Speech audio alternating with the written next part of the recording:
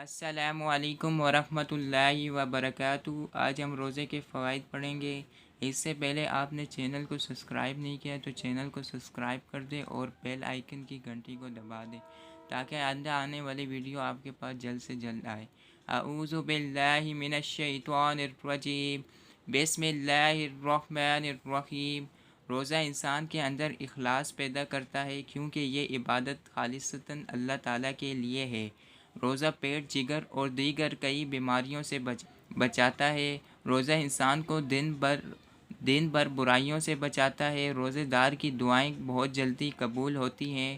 روزہ مسلمانوں میں باہمی اتحاد اور محبت کا سبب بنتا ہے۔ تمام مسلمان ایک وقت پر عبادت میں مشغول ہوتے ہیں اور ایک ساتھ سحری و افطار میں شریک ہوتے ہیں۔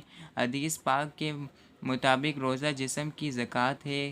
روزے سے نہ صرف دنیاوی فوائد حاصل ہوتے ہیں بلکہ آخرت میں اس کا بے انتہا اجر ہے۔